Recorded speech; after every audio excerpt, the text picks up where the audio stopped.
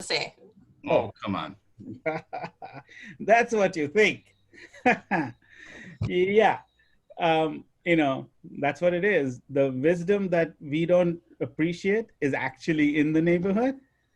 I have learned it, but if I didn't learn to appreciate it, I wouldn't have appreciated it. It's just like simple as that.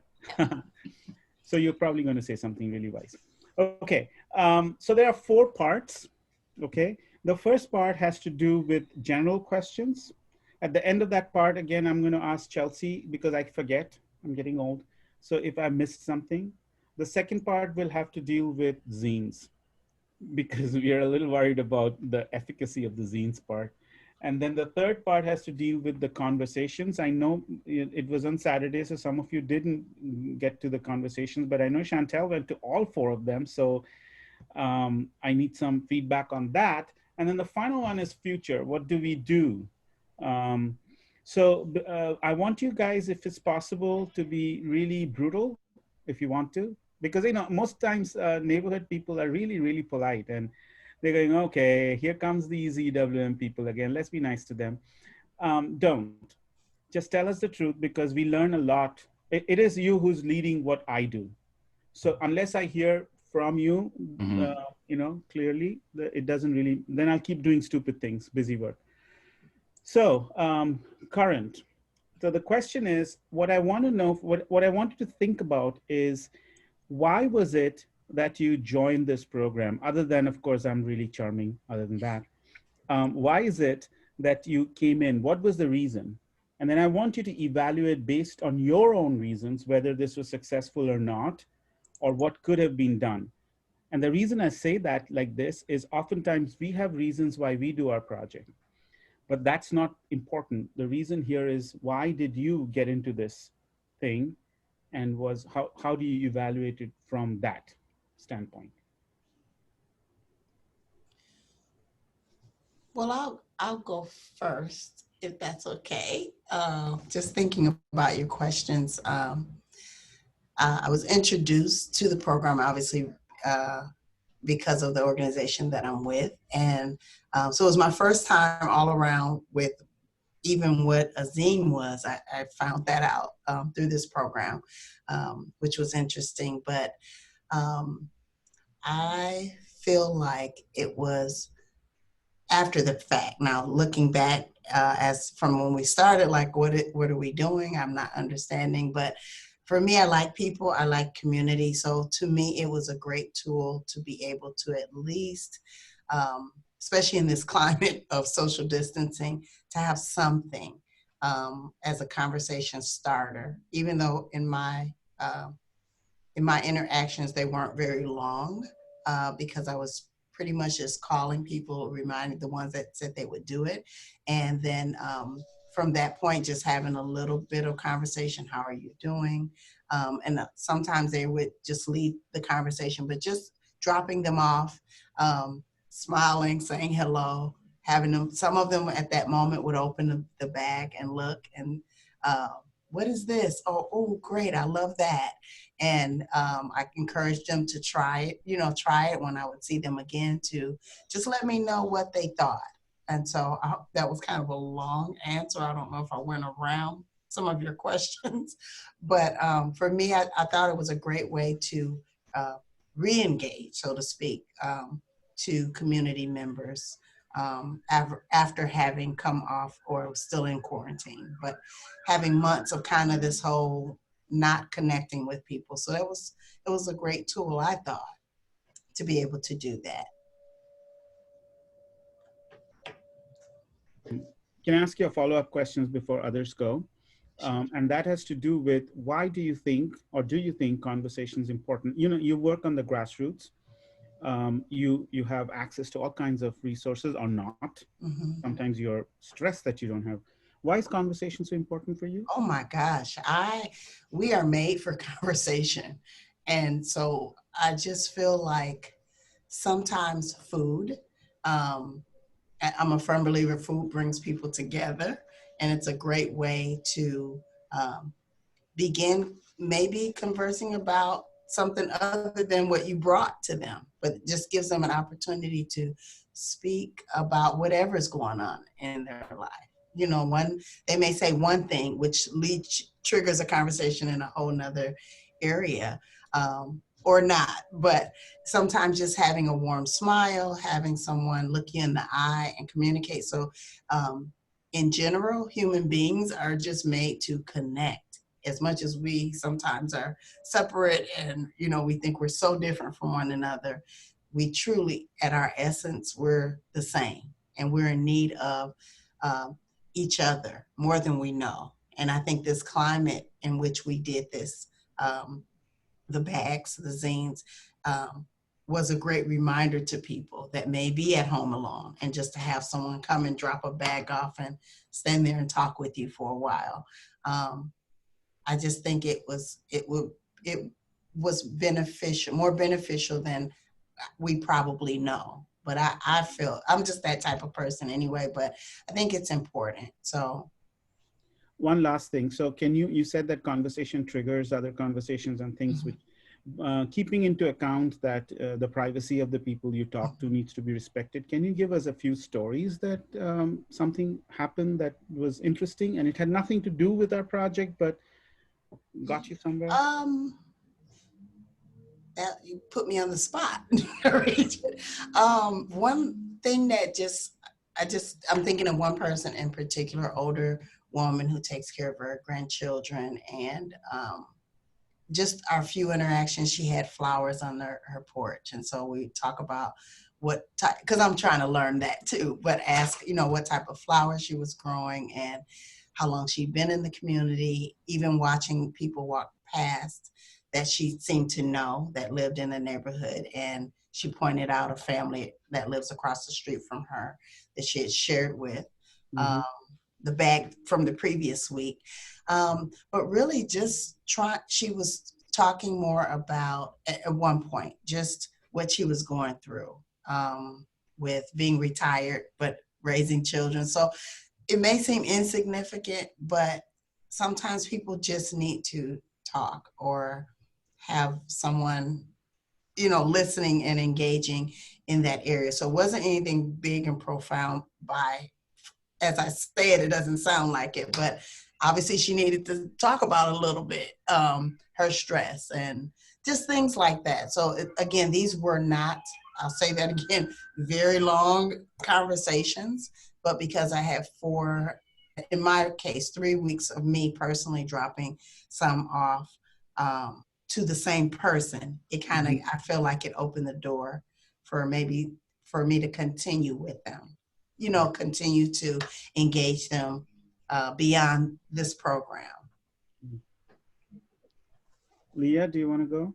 Yeah, I think that, I mean, I don't have a lot more to add, but I think that, as Chantel was just saying, having something positive to come to residents with in a time when, you know, stress is high, and yeah, it just was something that could bring some light to their day, and kind of a distraction from all of the stuff that's going on in the world. So, but yeah, I think that just being able to have that as a tool to start conversations was a big win for us. Mm-hmm.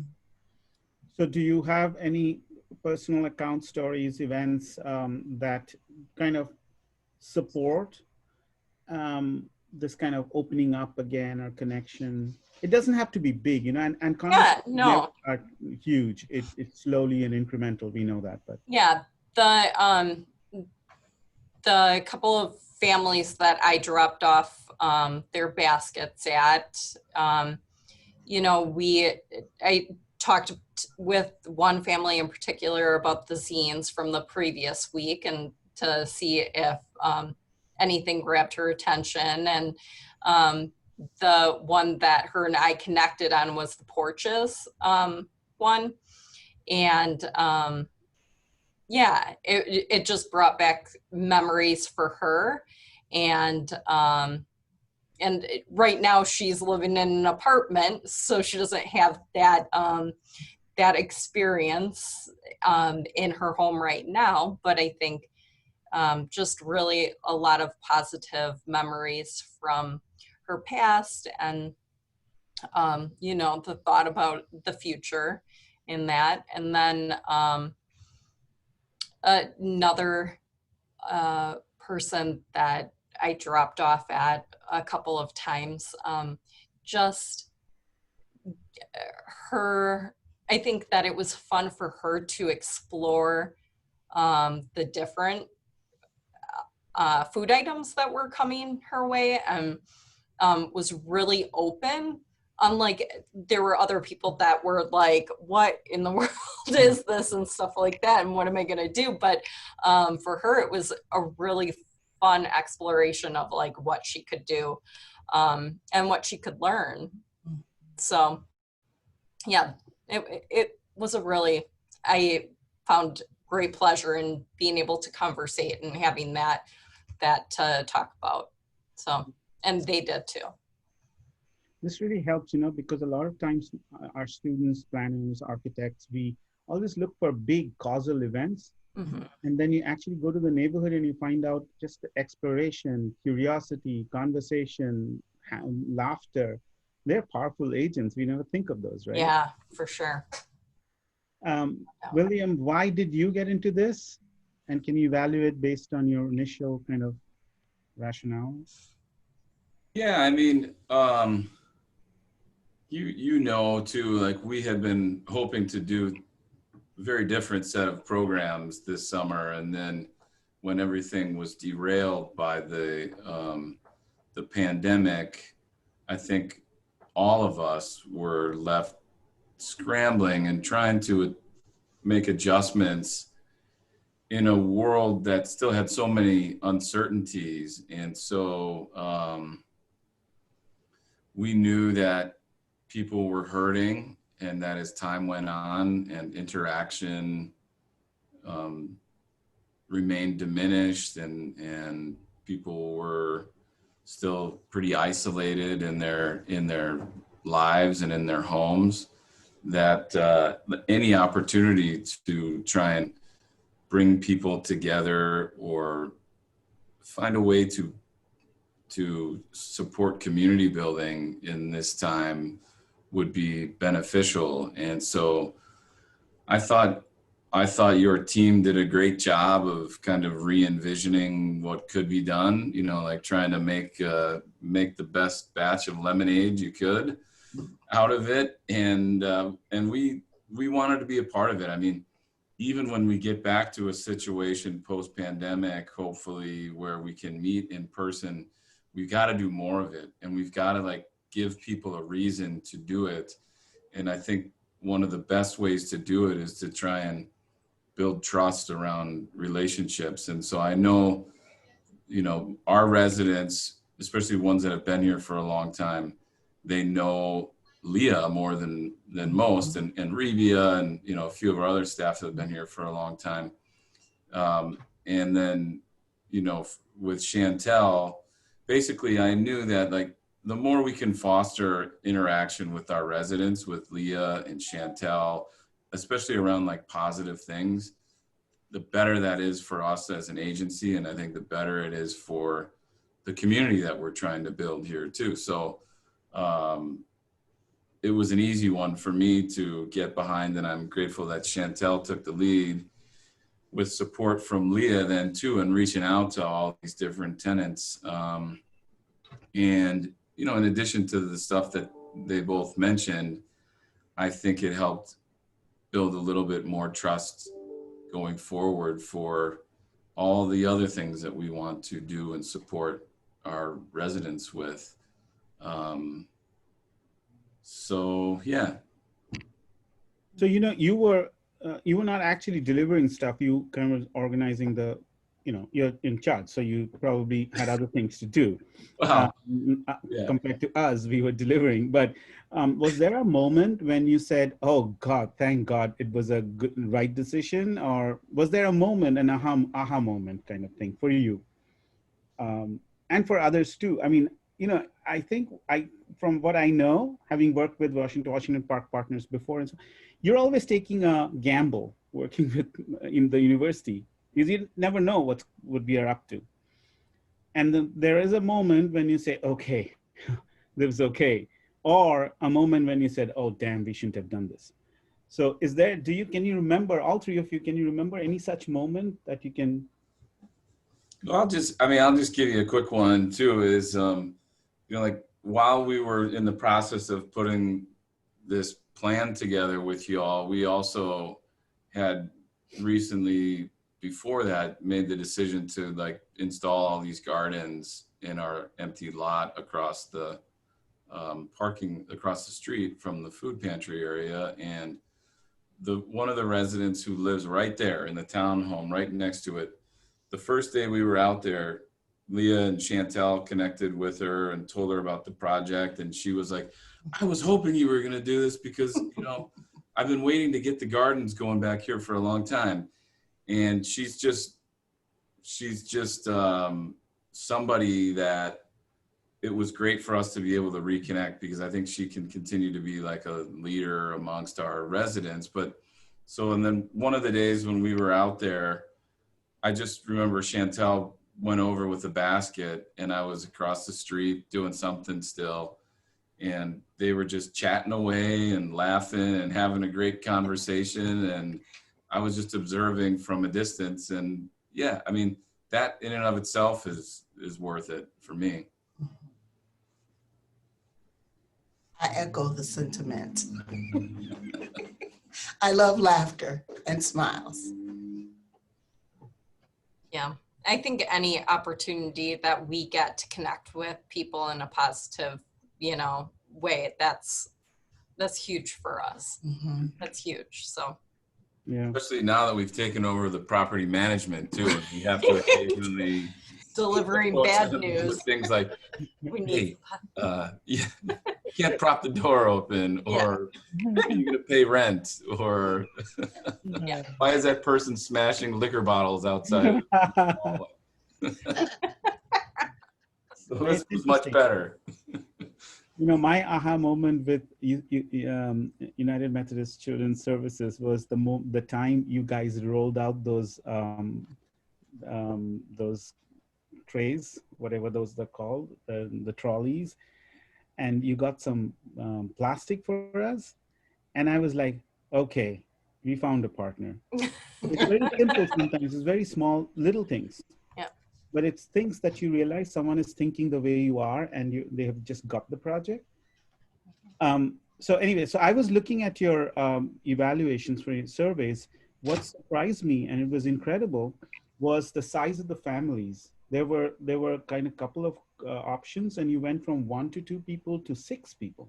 Mm-hmm. And then there was also intergenerational, there was such diversity of families.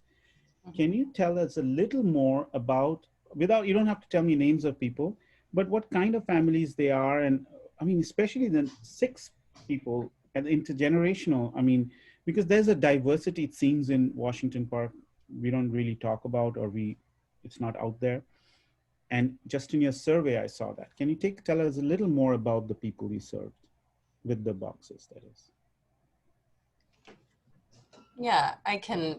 So, I mean, a lot of our housing here at UMCS are 2 and 3 bedroom units, mostly 3 bedroom units. And as Bill was saying, we have large townhomes to the apartments, and so a number of our families there we have families where it's single mom and then her children, and then some even with grandbabies then in the household as well. And I'm trying to now place all of the ones that were participating also in my head too.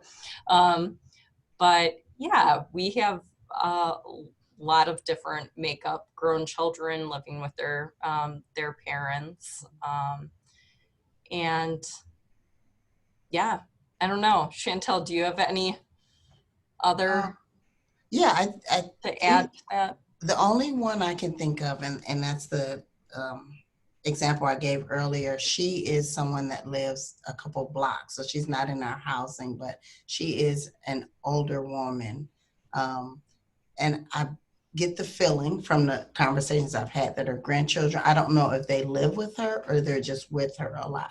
So I thought of her right away when you mentioned um, the diversity of like the ages and all of those things. So yeah, but Leah, I think you pinpointed. I was trying to think of the specific families as well. Yeah. But yeah, they I mean, range. yeah, and I mean, we have father, head of household, single dads in our housing, two-parent households.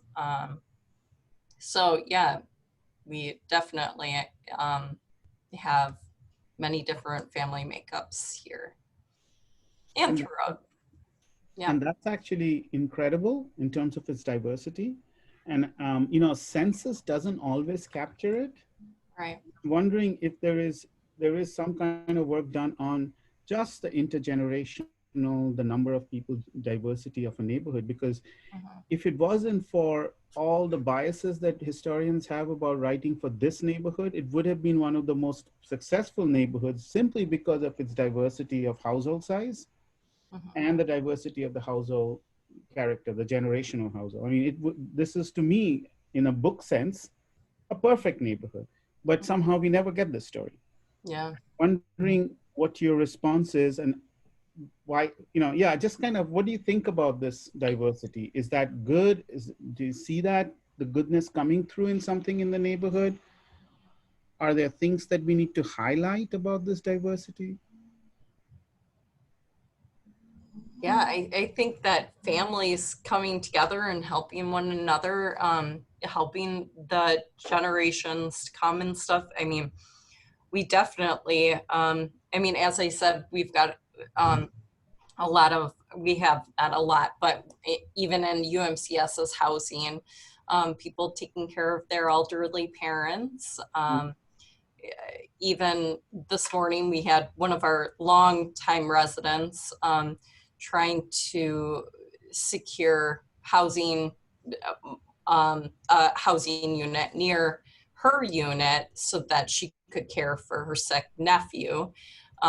So I think that that's a beautiful thing when family is coming together um, and yeah, coming through for one another in very vulnerable times. So. Yeah, I'm going to go off script a little bit, but this story you only know, and Chantel knows, and William knows, and we know, but the world doesn't.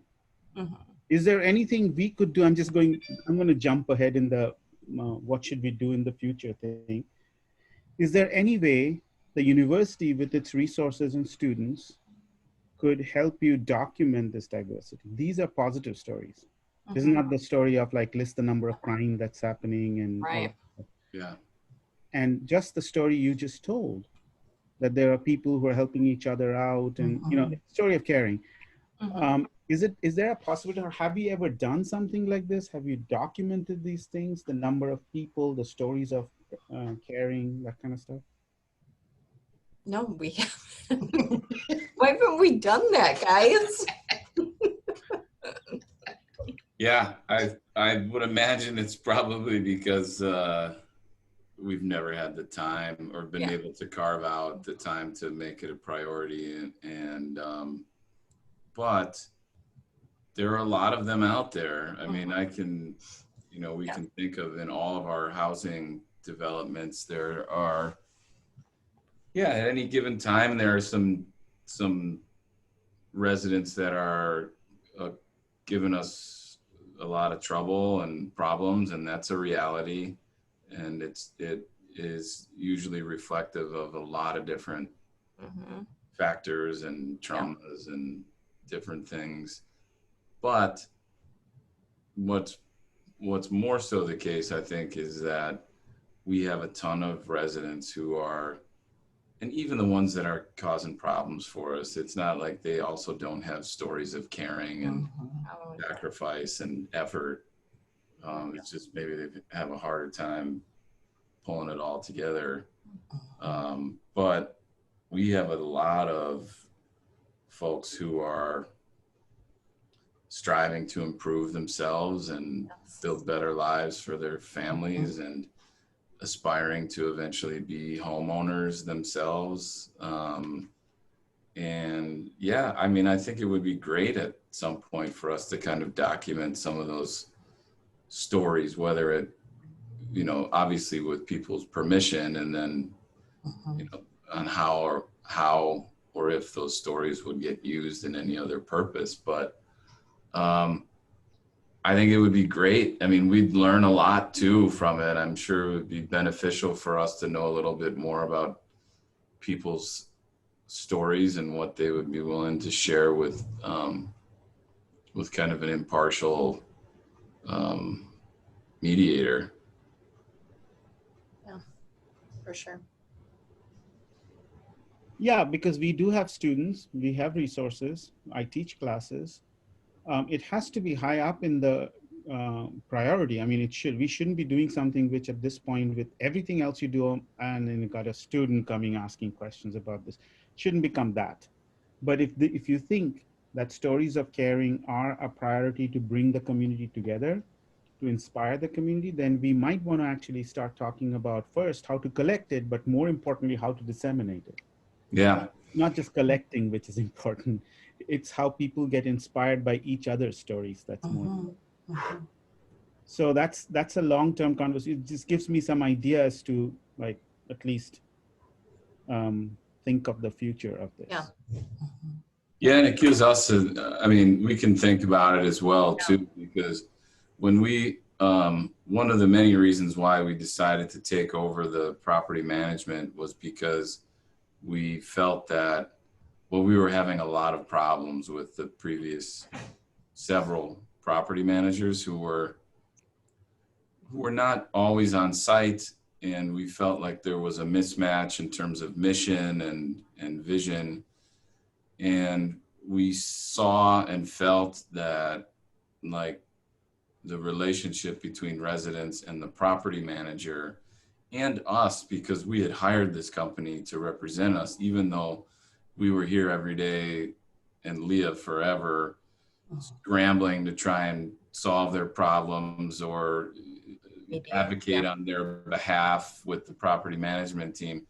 So there was just all sorts of negativity and tension bound up in that. And so one of the many reasons why we finally put an end to it and took it on, even though we no longer sleep at night, is because we saw that, like, the sense of community was suffering, and we wanted to not just like stem the tide, but really foster a sense of community here. And I think there are a lot of ways that we can do it, and we're hoping to do it. That got derailed because of COVID, but I think going forward, being able to, and I think it's something we need more in society too, is like sharing positive stories and like actually getting to know your neighbors. And so I think it's something we should think more about, because it's totally in line with what we want to do with our housing program, and then more broadly in the neighborhood. So like Chantel has, like, recently, she was doing monthly activities and a lot of different outreach with residents, and all that got derailed. But so now the most recent iteration is like these walking groups that she's taking people on through the neighborhood. And how did it go today, by the way? Great. 1.19 miles. And a beautiful view of Washington Park. Yeah. So anyways, I'll stop there, but just to say, like, yeah, there could be some good overlap there. Yeah, and tell us about the walking group. What do you do? Why do you walk? Well, I walk because Chantel loves to walk. And I love being outside. I love being in the sun. I love the benefits of just simply walking. And it was something I wanted to do earlier in the year. And just, it's all about being healthy, not just physically, but mentally. But there's so much of a mental benefit you also get from being outside and encouraging people to get out. And so our group is a whopping 3, but but it's the second week. So it's been great when I see people and I see people looking. So, sometimes Yeah, my goal is just little by little. that's right. More people are interested. I always tell them if there's another day that works for them or time, call me and we can do a one-on-one. But it's been nice. It's nice to see the two that come out, just the conversations. That's right. Not even about walking. Some of it is about exercise, but we talk about eating habits. And so it's just, for me, it's just like what I do anyway. So I love it. I absolutely love it. You know what? I'm being selfish now. I'm on sabbatical, so I'm not teaching. But you, 3 of you, please don't disappear. Like, because, like, you know how Washington Park Partners people had been changing pretty rapidly. Just stay there for me, because we do walking too. And I learned it from Awesome. Emil, because she would do these Jane's walks. And as she does Jane's walk, she gets to know people hanging out, because there are people in the porches all the time. Mm-hmm. And so we were planning to, I'm just going to share with you guys a map we did of Sherman Park, the area we walk in. And what we would do while we did this walk is we would kind of audio tape people tell their stories, or we would go out for a walk and people will tell the stories during the walk. Mm-hmm. And we put it on the map. This map can be on your smartphone. And then you can, at your own thing, go around your neighborhood, going to all these places that people showed as important. So I want to do that with you.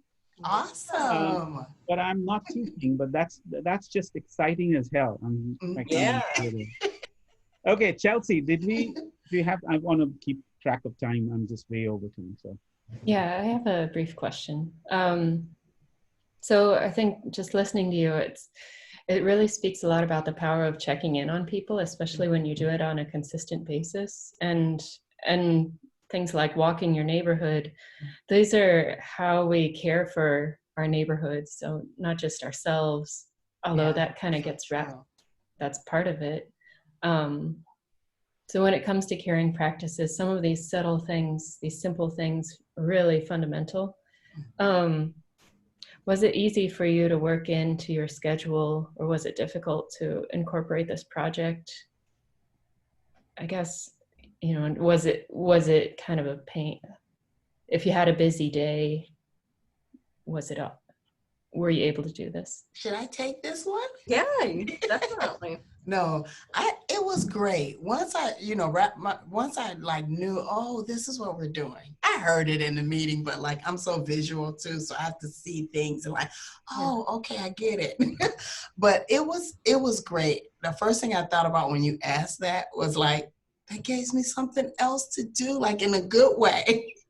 Because you want to feel like you're part of something bigger than you. And then you have something to give to someone else. And that this was a great way to do it. So I was very happy to be a part of it.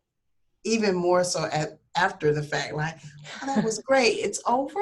It was just another way to connect. And in our case, the families that said okay to it, then it was a consistent. So now I'm trying to think of ways to continue to keep the conversation going with those same people. And of course, others as well. But I enjoyed it.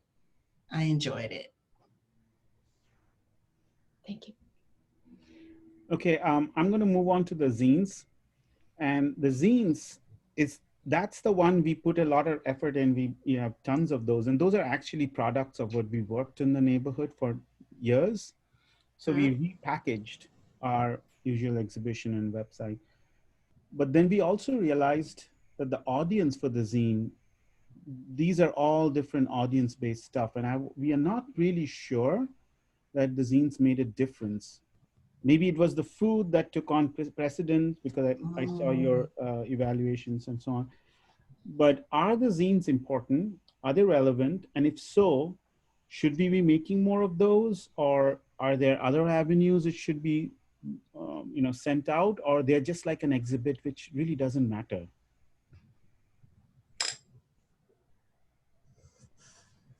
And you can be brutal.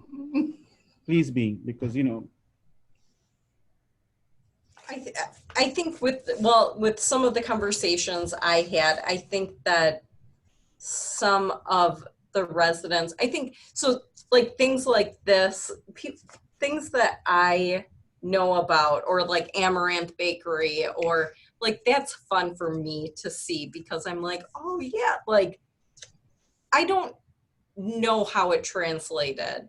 I don't know that it had a huge impact on like the residents um, uh, in our apartments, or that maybe aren't familiar or long-term residents of the neighborhood, and know those things.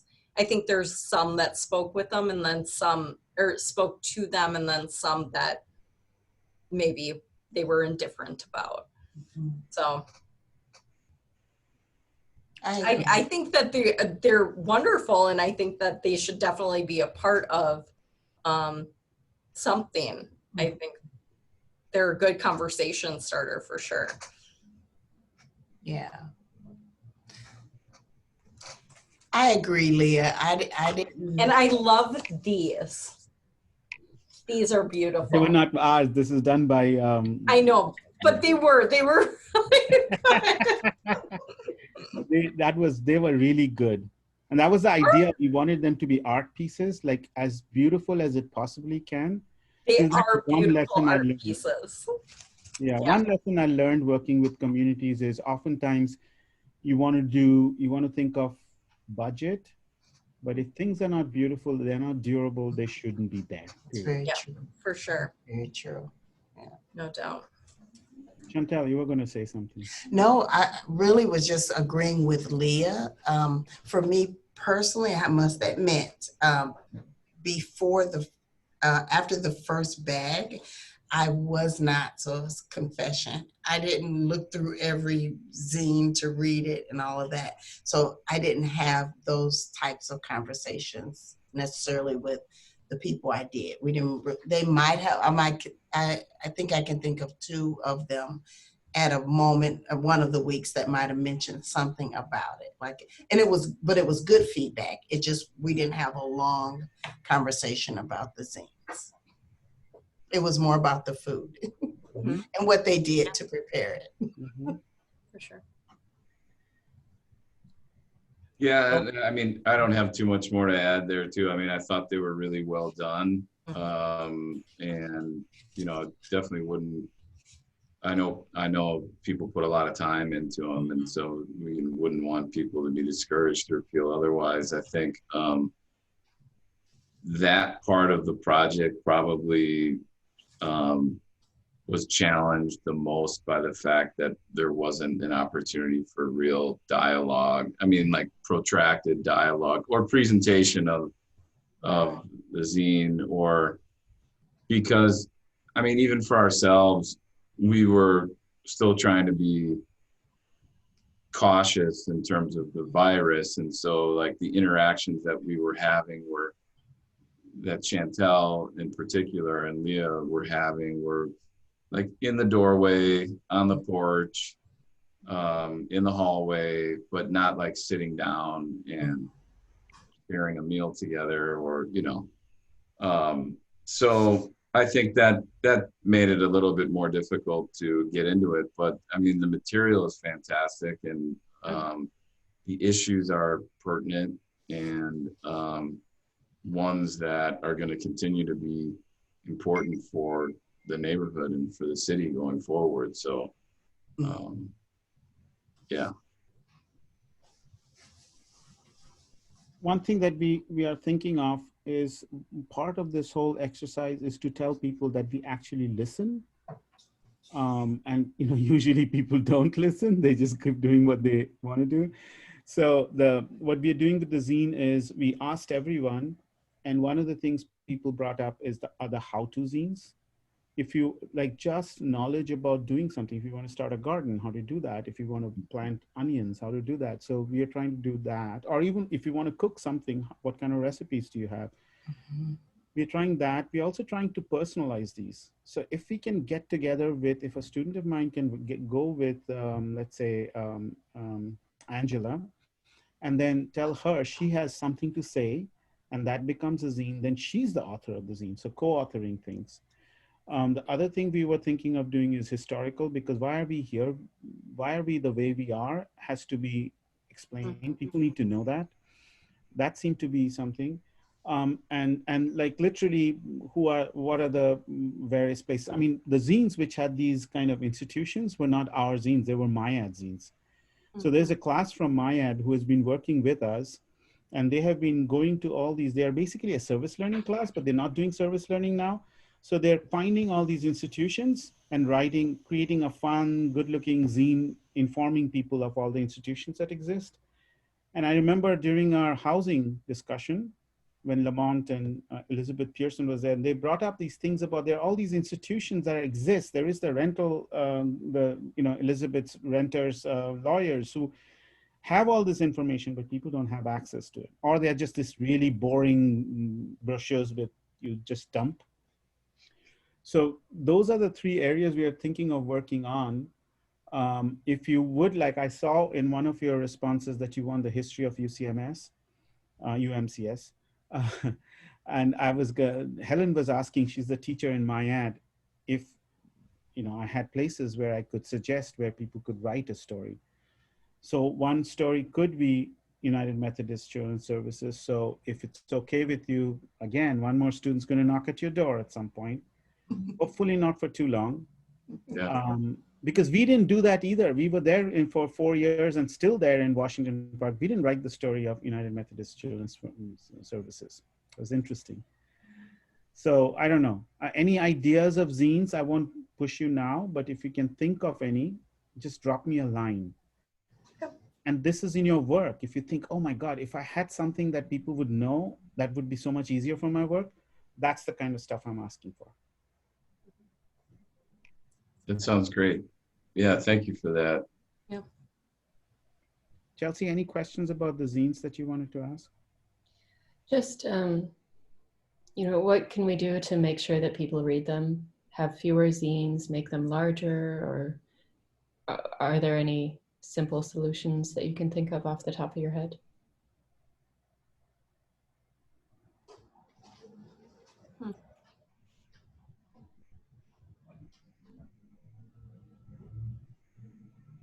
No, I can't. No, I don't have Yeah, any either.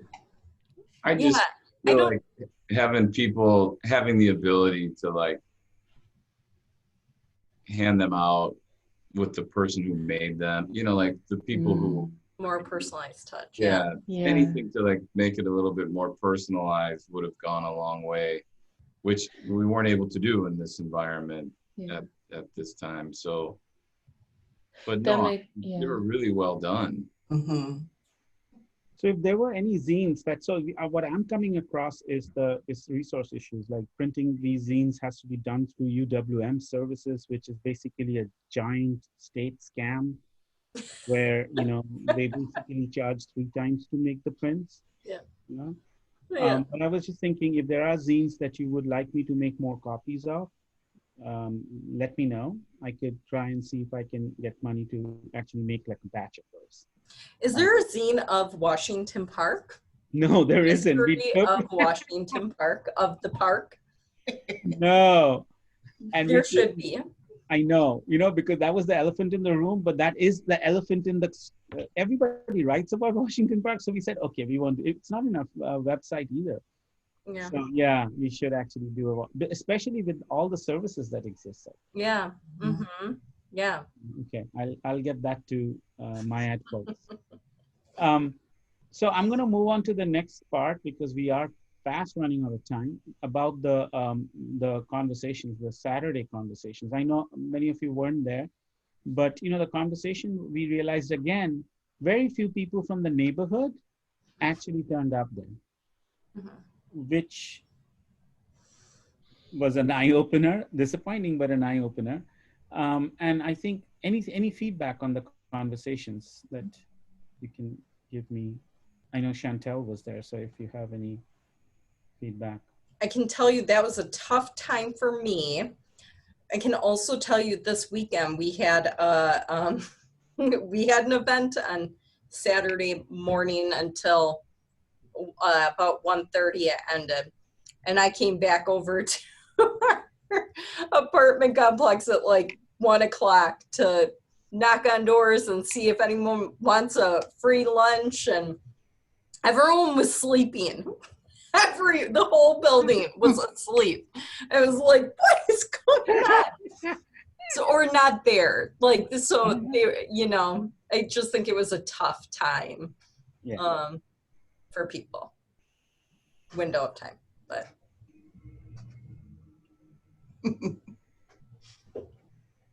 So Chantel, about the contents of these 4 conversations, is there something that struck you, something that we should continue? There's another thing we can do with this conversation. We can just clip out stuff and create some kind of a website. You know, the thing is, our impact is so low in the sense that we don't actually create a paper on how to get rid of, I don't know, water problems, or, you know, we're not scientists, so it doesn't seem like we do anything important.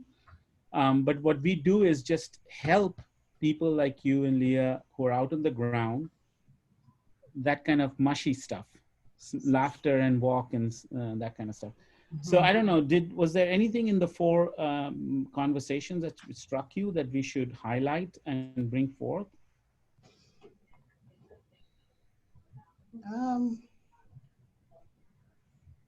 I can't think of anything. I mean, the conversations were definitely pleasant. People were welcoming.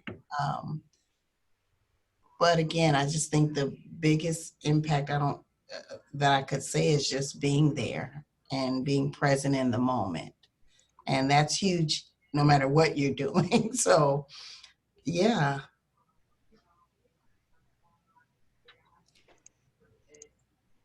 So where do we go from here? We've got 5 minutes to decide our future. So I don't know. Actually, what you've seen what we did, and then I think some of you know what we did in the past. What's the best way that we can, I can use my resources to not help you, but facilitate whatever you're doing? You know, because I don't see myself as either, like, I'm not seeing myself as in helping, like I'm not helping you. I'm your partner in a cause, and I'll do something that I can, which will strengthen your hand in what you do. But you will also dictate and tell me what to do. It's a very complicated relationship. But is there anything you can think of that we should be focusing on the next few years? Because I'm going to be around. I'm not going away anywhere, whether you want me to or not. I'm still there. What are we thinking? Yeah, that's good to know. Yeah. What are we thinking in terms of another time frame for project? Is it like summer 2021? So right now, what's going to happen is it's going to go slow, but I'm going to build on it because I'm still around and I have students working for me as research assistant. But I will come back in full glory, I would say, in fall of 2021. And that'll be a studio. That'll be an architecture studio, which ends up building something or working with the neighbors to do something. And then the summer of 2022, which is long way off, I know, is again a field school. And that means that we can collect stories, we can document places. We don't take any action, we just collect stories of places and people. And then again in spring, though, spring 2022 can be a research project. Like you can tell us, we want more information, and my students can come in and help you work through it. So that's where things are. And we have some time, you know? Yeah. But I was really excited about the walking thing. I mean, that's just can be done quickly and easily, because what we do, for instance, let's say Chantel does the walk. She's just walking around with a person, Munir, showing things around. We have equipment to capture the stories. We have equipment to photograph them. We have the wherewithal to create a map, which can be then transferred onto your smartphone and turned into a walking tour. So those ways we can be we can chronicle what you're doing and help you by spreading the word or disseminating, or we can build small things which act as catalysts, like the shed near Amaranth or their fireplace, that kind of stuff. Yeah, I mean, I think, I don't know if we can give you a concrete answer today, but I would say like we definitely want to be a part of things going forward. And I think the capturing of stories from some of our residents or even for the agency, that would be great. You know, like adding another element to the walks that Chantel is doing and is going to continue to do into the fall. Winter. Winter too. Yeah, that's right. And through the winter. Through winter. Long John's ready. Yeah. But then, you know, I think the scope of possibilities hopefully widens quite a bit if by next summer we're back able to like have relatively stress-free face-to-face outdoor and maybe even indoor gatherings too. But we'll have to see how all that plays out. I'm sure there'll be a huge yearning for events and people getting together by the time that comes around. Except for the folks that are going to the Trump rallies. I think they're already being satiated with those needs. End of political commentary. Yeah, just keep us in mind. Remember that the relationship that we would like is also that you also lead. It's not just if you need something, you call, let us know, and you tell us when we go wrong.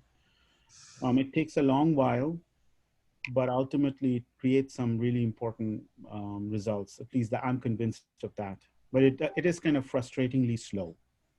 So just want to let you know that, yeah. Any final words, questions, issues that I didn't ask you that you wanted to tell about this project that we should know? Thank you for all your work on it. Mm-hmm. It was really positive. Yes. Very much enjoyed it.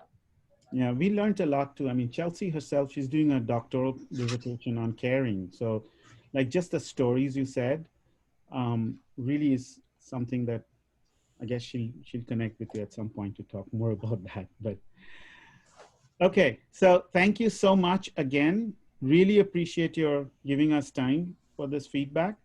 I will get back to you. We'll make more zines, but somebody might be able to make a zine on UMCS. Yay! I can't promise it. It's another class. So Yeah. but we do have 4 people. We are working on food justice and so the interesting thing is next semester, these 4 students would be working on food and housing. They'll be drawing stuff out of the conversations that we had and going back to people like Lamont and Angela to ask them more specific things to make maybe 2 or 3 more zines. But we are also trying to put the zines in Instagram and TikTok because we want young people to hear these stories. I have no idea. I don't even know what TikTok means. I think it's only like I thought TikTok was shut down. No, I thought they shut it down. Oh no, they got No, okay. We're good. No, All right. This is I have somebody's no making clue. money. Somebody's getting a lot of bribes for this. Yeah. So I don't think none of that ever happens. So no, it's not going to get shut down. But there's also something called Reels, which is part of Instagram. So my students said, convince me that they can actually tell a story using TikTok. I said, as long as the dog doesn't bark and tell the story, I'm fine. All right. Thank you so much, guys. Thank you. Don't be a stranger. Stop by anytime. Yeah, Everyone. for sure. Thank you all. Yeah. Bye. Bye. Thank you again.